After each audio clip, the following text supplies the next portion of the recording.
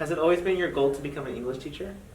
Not necessarily. I always knew that I was going to be a teacher, but I always trained to be an elementary school teacher. Then I taught fourth grade for a year, and I was like, no, take me back to high school. If you weren't a teacher, what would you be? If I weren't a teacher, I would be a chef. I love food, and I love trying different cuisines, so I would probably have gone into culinary arts. What's your favorite part about being a teacher? My favorite part about teaching is probably how random it can be at times. Different students have different attitudes, different views on life, and it's really fun to see the new incoming freshmen kind of develop into young adults. So that's my favorite part about teaching, just seeing them develop as they grow up. Has it always been your goal to become an English teacher? Yes, I've always known I was going to be a teacher. I didn't know if I was going to be an English teacher. That came later. But I've always known that I was going to be a teacher. I've told you guys a story, you guys probably remember, that when I was little I didn't play house. I played school. And all my dolls were my students. So yes, I think I've always been a teacher. What has been one of the most memorable experiences of being a teacher?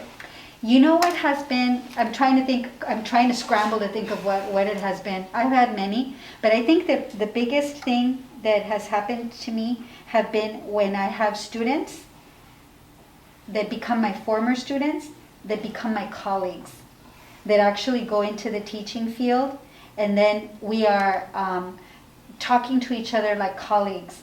That is an amazing experience.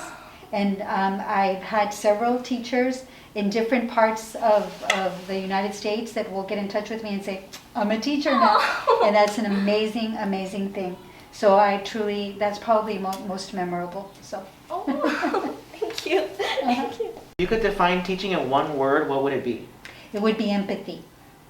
I have to be able to put myself in the shoes of my students in order to understand where they're coming from and what their problems are, and in order to be able to accept that they're not always going to be at 100%, because nobody is. And so I think that one of the things that I've learned as I've had more and more experience teaching is that empathy is going to get you a really long way.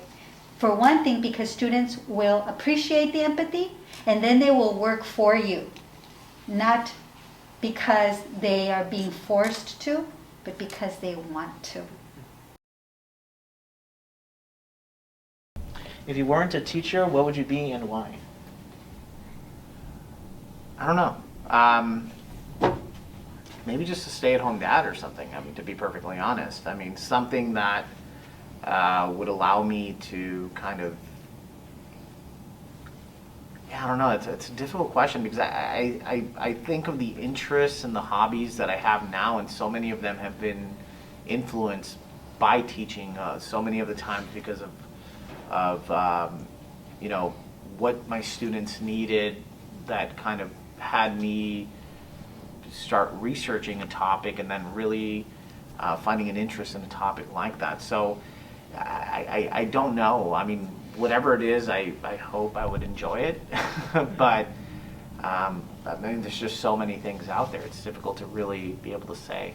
But I mean, I guess the first thing that comes to mind is being like I mentioned, or as I started to say, being a stay-at-home dad, because that would allow me a lot of the same opportunities to do the things that I do now in the classroom. Mm-hmm. What do you love about being a teacher? The spontaneity. You just never know what that day is going to be like. Sometimes you come in thinking, okay, this is what we're going to do, and you find out that your students need something completely different.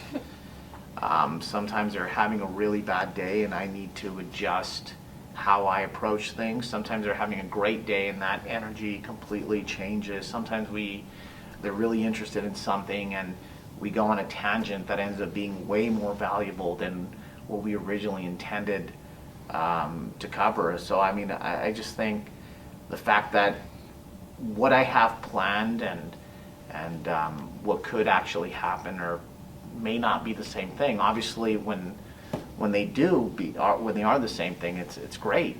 But sometimes just, the influence that students can have on the environment, and most of the time they don't even realize how much of an influence they have.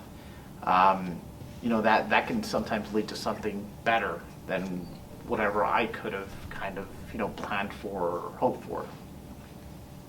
Thank you. Such a big part of your life is being with students. And how does that impact you? Good and bad. I think it depends how you want to take it. I mean, good is in the sense that it keeps me, it forces me to stay up to date with, a lot of the changes that are going on in the world. If I want to understand my students, then I need to know what are the things that are important to them. Bad, but also kind of good, because I think, being a little, if I had to say something bad, sometimes I can kind of tell that I'm probably more immature than I should be because I spend so much time with teenagers. And a lot of times that, kind of rubs off on people. But I think that's kind of a good thing too, because it keeps things interesting. It ensures that I'm not getting old too quickly. But at the end of the day, I mean, again, weighing pros and cons, I think there's definitely a lot more pros. Students don't seem to realize, again, how much of an impact they have on their teachers, they have on the adults around them, whether it's, from their interests or their insights or whatever the case might be. I mean, when education works correctly, education is happening in different forms. It's not just the teacher providing the facts and the influence. It's also the students. And when you get this kind of synergy where both parties, or all parties, because a lot of times it's more than just two parties, are gaining something from it, it's a really positive thing.